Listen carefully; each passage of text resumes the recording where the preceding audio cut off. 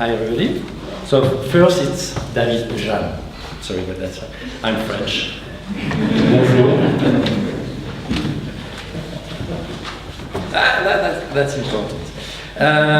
20 minutes, we said? Yeah, we are more or less on time. So I'm the good news is I'm your last barrier between you and the lunch. Okay, so stay with me still for 20 minutes. And by the way, I was calculating this morning, during this talk, the 20 minutes, there will be around 11,000, yeah, no? Okay. There will be around 11,000 new websites created in the world. If I trust some internet sources on that. Just put this one nicely, that's fine. So who I am first, David Jean, as you said, supply chain research manager based here in Brussels. I'm Generation X, but only one company, P&G. I'm married, 3 children, and my boy is 9, so a bit the guy you saw before. He is definitely better than me in Facebook and all those systems. It's really amazing. As you said, I'm working in the Supply Network Innovation Center, which is based here in Brussels. Innovation is linked with connections, okay? Innovation is all about connection. You connect the dots, okay? The iPad did not came one day from nowhere, okay? The idea is always connections, okay? If you had a Newton maybe before, that was the ancestor of iPad. So iPad is just a better, nicer Newton. It's nothing new, really. I'm sorry. Innovation, so I said it's about connection. And in that perspective, definitely the information technology helps a lot. Because you get a lot more connections, a lot more dots to connect. Okay? There were questions a bit before in terms of pros and cons of new technology. There are good points, less good points. There are some threats. At the end, it's only a tool. And a tool, you need to learn how to use it. Okay? And there, I need you to feel this concept. I need to learn a new tool. I need to change. That's the point. So if you accept to do a bit of an experiment, it's safe. No issue. You just stand up. Don't be shy. Yeah, just stand up with me. It's a bit. And now make sure that your hands are free. So nothing in your hands. So put your papers on your chair. Nothing. You need your hands free. Okay. I didn't even understand why I should stand up. It's to show you how change is sometimes difficult, and then we will discuss why. Okay. So you breathe. You're a bit nervous, and you just cross your arms the way you do normally, not the way I do, but the way you do normally. Okay. Now remember which arm is on the top. For me it's right, it can be left for you. Now you uncross the arms, and you cross again, but you put the other arm on the top. Okay? Okay. How do you feel? Not good. So first I saw some people, you feel okay. So the first time when you do it, you don't even think about it. Okay. The second time you feel okay. Yeah. So how I do that? And when you do it, you don't really feel comfortable. That's a change. You feel a change. As a human being, you don't like change. Being generation C, X, Y, or whatever, as a human being, you don't like change, even if you have to. That was the experiment. Thanks. Now you can sit down. It's okay. So what I will try to do during this talk is to share the approach of P&G. It's an example. I don't mean it's the best one, the only one, but that's our approach. We have, as a company, it's not only supply chain, but as a company, we have a going digital plan. So exactly the topic of today. And I will share my experience and some elements more specific to the supply chain. Okay, that's the objective. If you have questions or whatever, just stop and let me know. Just to give you a bit of background so you understand how this program and what I will share with you fit with the company. Who is P&G? If you don't know, 80 something billions turnover per year, 135 something thousands employees worldwide. In 80, we have sites, manufacturing, research, headquarters, whatever, in around 80 countries. And we sell our products in more than 130 something countries. Around 300 brands, not all in Europe, not all available in Europe. And around 22 or 23 what we call billion brands, so a brand which is more than 1 billion turnover worldwide, so Tide, Pampers, things like that. So for Belgium, Dash, for instance. And here in Brussels we have a big site, which is a research center, including a research center on supply chain. And by the way, to the point at the introduction, we are involved in some of the FP7 research program with the EU. Okay, that's enough about the company. What's that? That's just because I had to put something on the screen, but it has nothing to do with that. It's just to share a story. Do you know what's that? Yes. Yeah. 2 holes with an envelope. Mail envelope. Yeah, that's an internal mail envelope, a P&G one. I have a different one.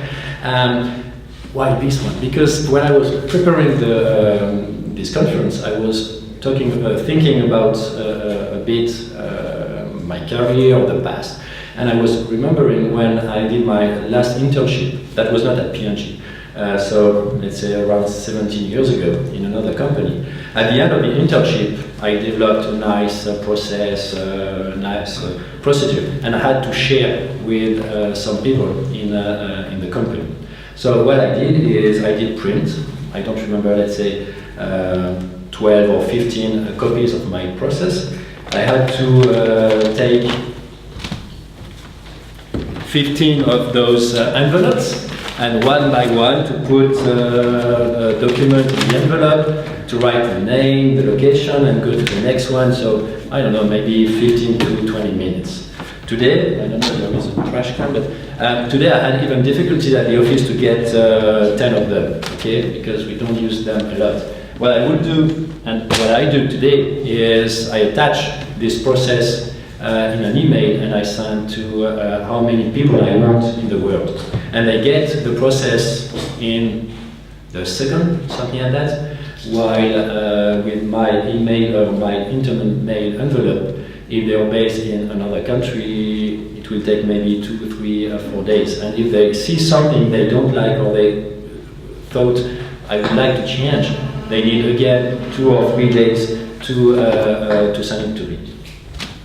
So that is not specific to supply chain, but sometimes we really forget how in a few number of years, bear with me, 15 years, that's not so many, the change is just amazing. Okay, today we can connect globally with the speed which is really, really amazing.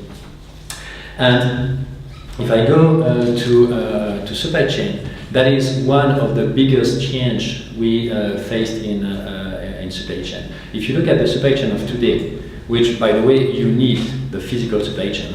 We are talking about digital world, we are talking about virtual world, but guess what? You need a support. The computer here is not a virtual computer, it's a real one. So you need someone to build this computer and bring to you. Okay, being you order it at Dell.com or you go to a store, but you need the computer.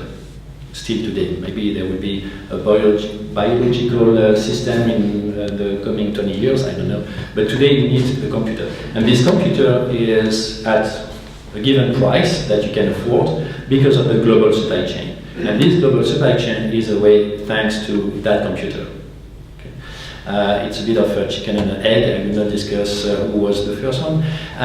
But really, if you look at the supply chain today, there are, I would say, three big elements which build the supply chain you know today. The first one is the diesel engine, nothing to do with virtual world.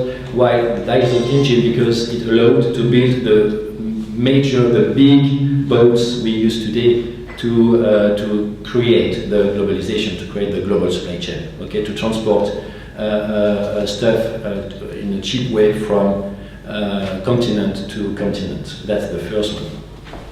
The second one is the container, okay, because what you put on that ship is so standard that it's so simple to do and so cheap. That's thanks to the container created 100 years ago, something like that.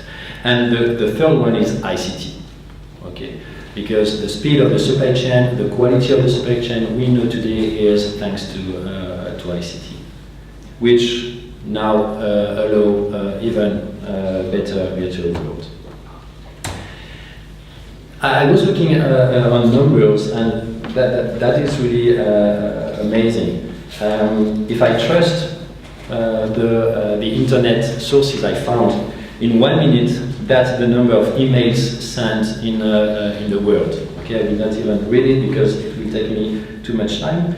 It's 2 million Google search queries. Okay, in 1 minute. The number of websites created in 1 minute and the number of tweets, you see that. Which means also that there is an amazing number of data we create, and that was also one of the comments before. Now the question is really what you do with this data. I was looking to another study from Manjet in France, and they found that more than 68% of people receive more than 100 emails per day. Okay. Now, 25% more or less of those emails you even don't read. You see the topic, you skip. 50% of emails have attachments, sometimes with virus, by the way. But only 33% of the document attached are really read through the end. Okay. So most of the time you open the document, you start to read and you realize not useful, I don't care, so move on. Okay. You know what is one of the biggest challenge when I do a meeting at P&G, I guess, in the office in our company? It's this one, or another one. So, or on the laptop. In many meetings, when I arrive in the meeting room, my first question is, oh, guys, is that a real meeting or is that a virtual meeting? Because if that's a virtual meeting, you should have told me before, I would not have even moved out of my office.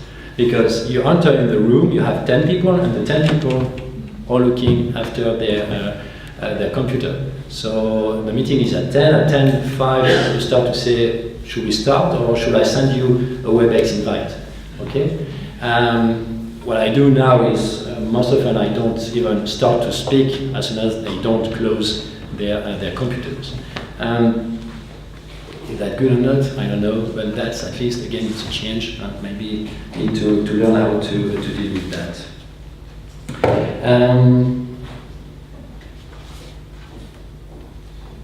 That's fine. Supply chain. I was talking a bit about ICT before, and indeed it's not that new. Okay, of course, the speed of change and the improvement, it's really amazing. But if you look back, the very first ICT, if you want, technology in supply chain we use since the 70s. As soon as we created the barcode, okay, the system, to connect the price with the product and to make it easier at the cash machine. It was obvious that you need a system to link all of that there is a database, and that was really the starting point. You have all the different systems, DRP, ERP, which again allows to manage all the manufacturing plants today with the quality and the cost we know, and that's again why you have your computer at this so cheap price. We are talking about social networks, so collaboration, sharing information. In our industry, this started around 95, something like that, with what we call EDI, electronic data interchange. So as soon as companies started to have computers, they started to think, okay, maybe we can connect those computers. When I joined P&G, I remember that we had computers, okay, fine, but those computers were not all connected to the mainframe. And there is another guy from P&G today working in market planning, and his colleagues at that time in market planning, every month they had to load the forecast in the mainframe, but there was only one computer connected to the mainframe. So there was a queue, physically a queue, of the market planners waiting, one in charge of Pampers, the other one in charge of Mr. Popper, and so on. And they were waiting to upload their data from their Excel spreadsheet to the only one computer connected to the mainframe. Today, you could even not imagine that could have been the case. Okay, the speed of the business would not even allow you to handle that way. Now, maybe we try to go sometimes too fast. That's another question. And if you know the bullwhip effect in supply chain, so the distortion in the forecast and the production, part of it is also created by the speed of information. So we try to react so fast, sometimes to noise, and not anymore to signal. So not that easy. Going digital. So I was saying at the beginning, as a company, we have a big program led by the IT guys about going digital. To share with you the idea, and then I go in organization and value chain. That's, I think, what is interesting for you. The overall plan is covering business intelligence, value chain, consumer engagement, organization. Consumer engagement is, in a way, close to all of us. It's the type of website, communities you can find on the internet. So as a parent, I was sometimes happy to go to bumpers.be or things like that, depending the countries, where you can find some advices, links to interesting things. So all of that, Facebook, so the company or the brands are more and more on Facebook, or different other platform. So it's about getting feedback or being in touch. It's also a commercial tool, of course. Now there are, I guess, many things which will come in the next years. There are more and more possibilities offered by the technology. The first one is business intelligence. This one is more internal. It's about the leadership of the company. So what we have, and there were some public articles on that, we have some room we call the sphere, where you have a type of sphere, so a very big screen, 360 degrees, and on that big sphere you see the KPIs, the information of the company. So if you want to see the inventory of a given brand or even a given SKU in a given country, you can get it, you can click on it, touch screen, and see the sales and what have been the issues in the past, all of that.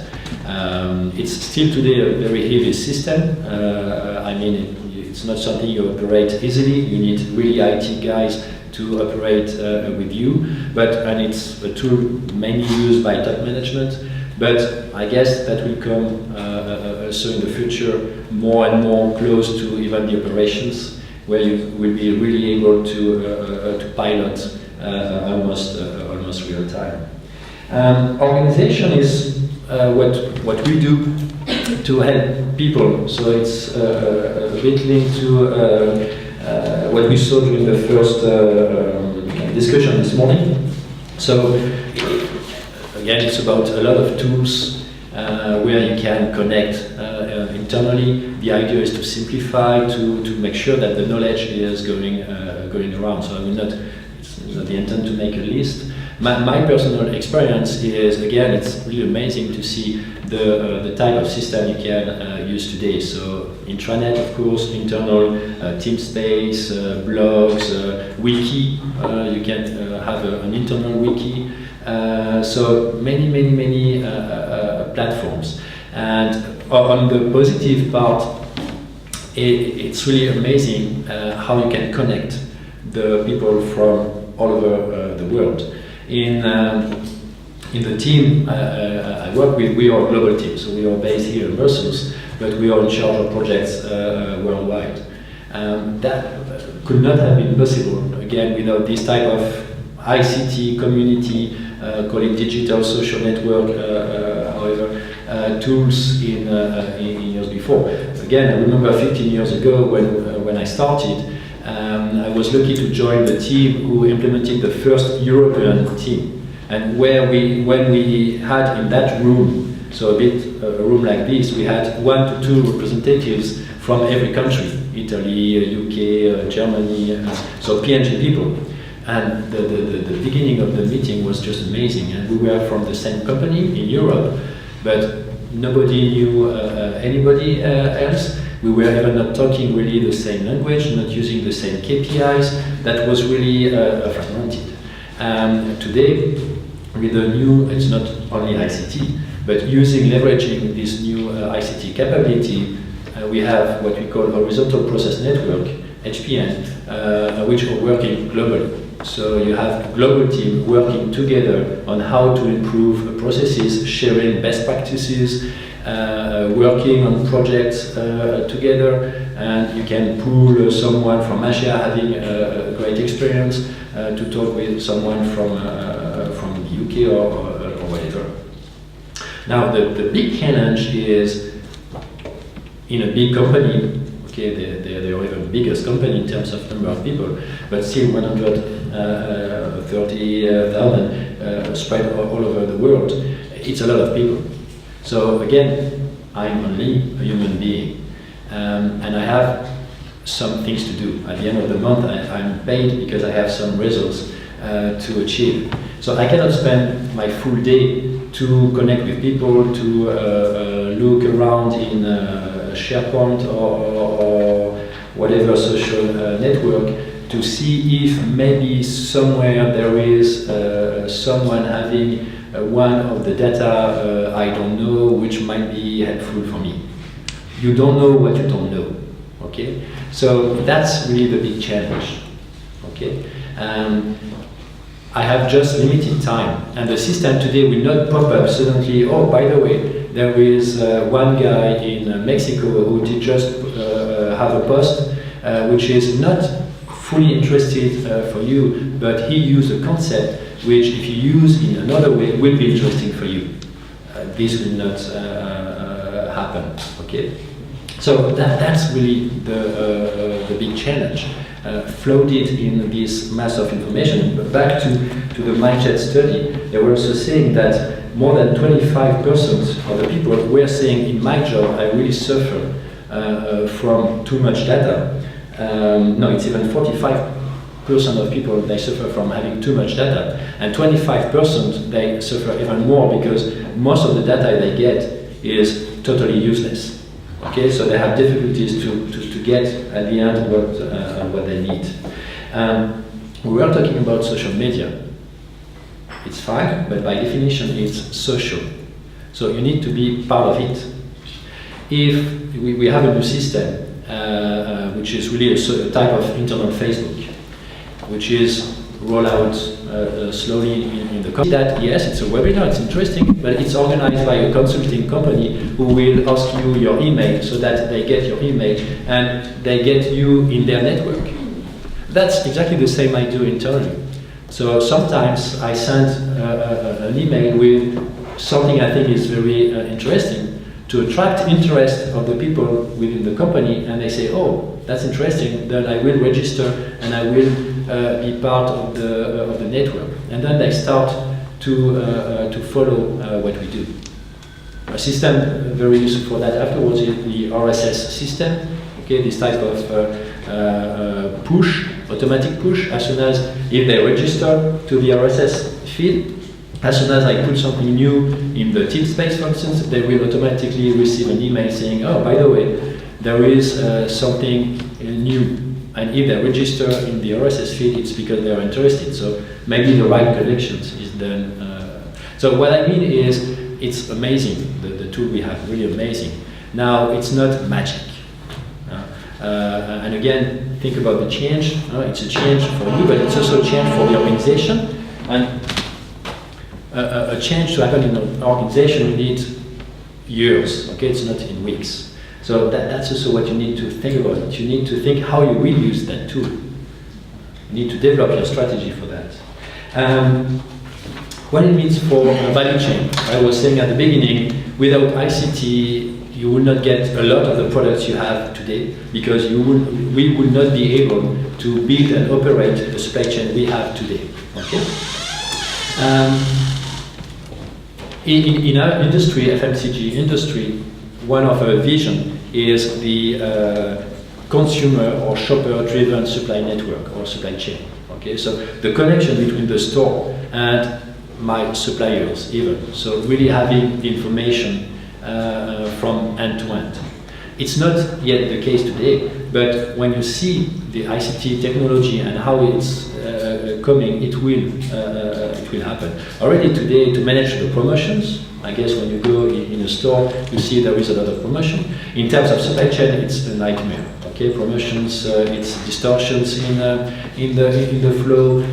It's always last minute. It's complex and whatsoever. When I see again the difference today with the capability, I'm not talking about social network. It's not. I'm not managing my promotion with Carrefour or Deleuze on Facebook.